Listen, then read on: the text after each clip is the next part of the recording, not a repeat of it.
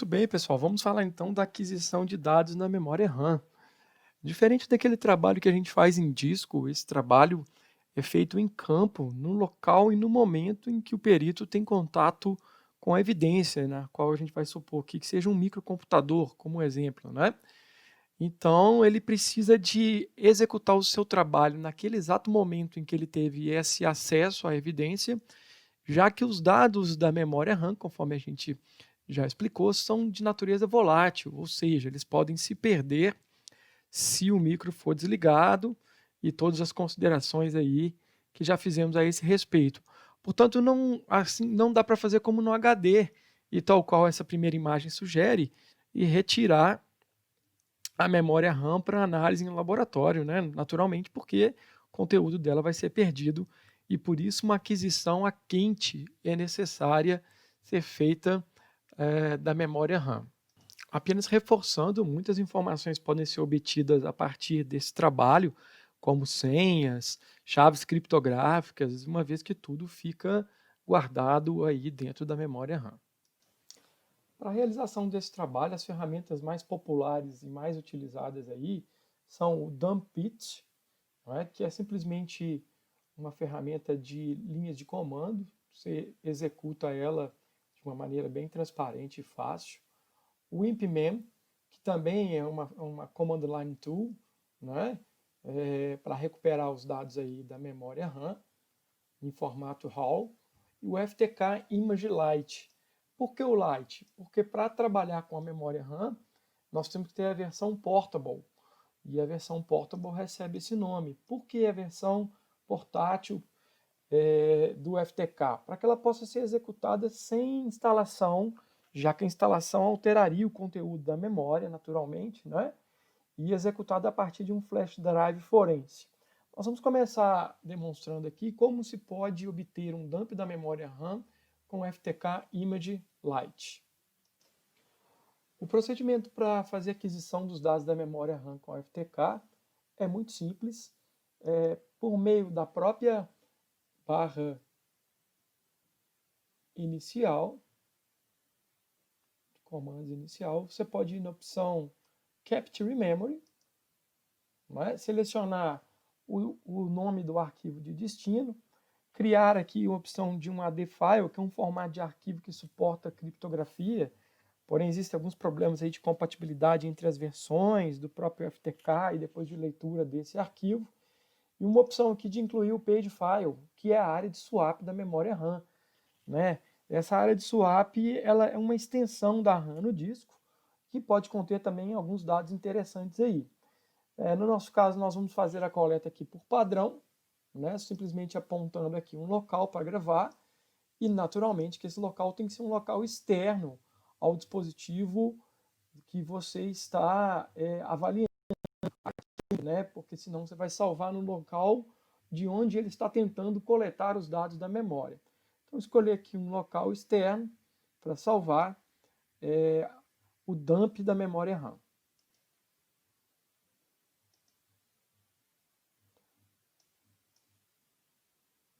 E aqui ele está iniciando o processo de captura da memória. Esse processo vai ser tanto lento quanto for o tamanho da sua memória. No caso, eu tenho 16 GB, ele acaba gerando um arquivo um pouquinho maior aqui, ó, porque ele pega algumas outras informações também, né? Mas, em síntese, o que ele está fazendo é uma cópia de todo o conteúdo que está na memória RAM aqui do meu dispositivo, considerando que esse seria o micro objeto aí da análise forense.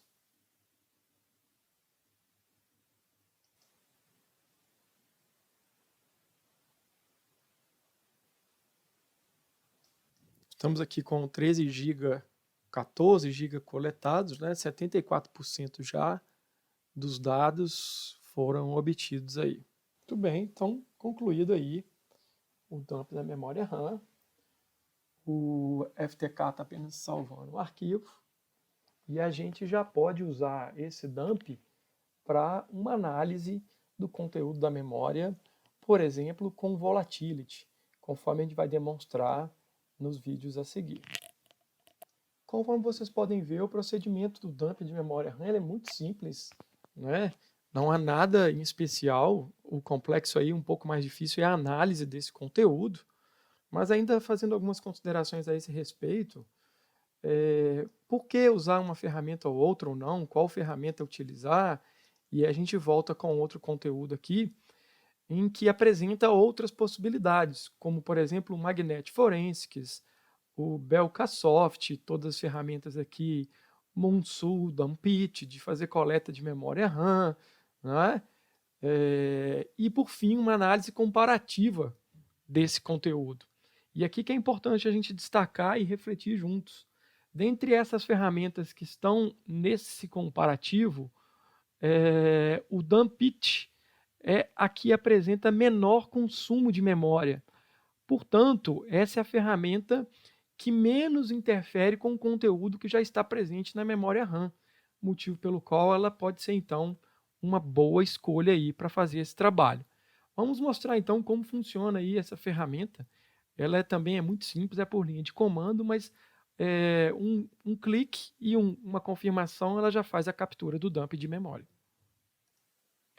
Então, se eu executar o Dumpit, que é uma ferramenta bastante popular aí, sobretudo por causa do baixo consumo de memória, ela vai trazer para a gente essa tela como resposta. E para você fazer a aquisição da memória aqui, basta você dar um yes e confirmar. Pronto, já está fazendo a busca dos dados da memória RAM. Interessante destacar uma coisa, não faz sentido gerar aí hash do conteúdo da memória RAM, porque ele é por natureza um conteúdo dinâmico.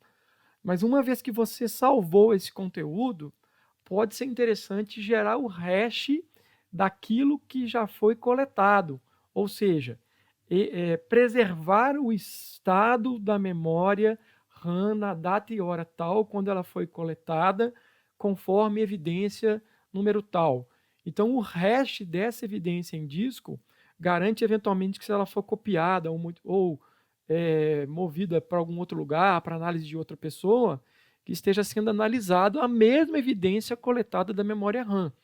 Mas não faz sentido gerar uma correspondência entre aquilo que num primeiro momento foi gravado no meu disco como extração de dados da RAM e o conteúdo que já está na própria RAM, uma vez que ele é dinâmico e vai se alterando aí.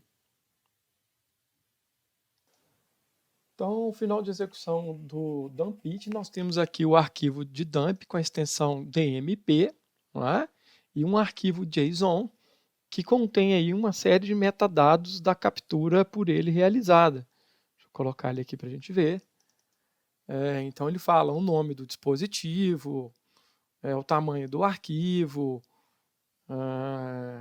e existe um hash também que é gerado, só reforçando que esse é um hash do conteúdo que está do arquivo que está gravado em disco, mas ele não tem o propósito de ser comparado com o conteúdo que estava na memória, por isso um único hash foi gerado para manter a integridade do arquivo, né, do conteúdo que está gravado em disco, daquele arquivo DMP, né, mais alguns metadados como arquitetura, nome da máquina, tudo isso fica aqui no arquivo JSON, que acompanha o arquivo DMP gerado a partir do Dumpit. Naturalmente, o Dumpit tem uma outra série de comandos aí que podem ser utilizados como parâmetros para especificar desde o local onde você quer que seja gravado até o formato de arquivo de saída. De posse, então, desse arquivo do dump de memória, o perito já pode, então, recolher o dispositivo, uma vez que ele já tem ali uma fotografia da memória, né? Ou iniciar outros comandos na máquina para verificar lá quais são os seus usuários e, enfim, uma série de comandos ao vivo que ele pode fazer lá a partir do prompt, ou mesmo de ferramentas forenses com esse objetivo, lembrando sempre que não devem ser instaladas, porque ele já tem aí um dump da memória, inclusive com informações semelhantes a essas também, mas já tem gravado ali um estado em que a máquina foi encontrada.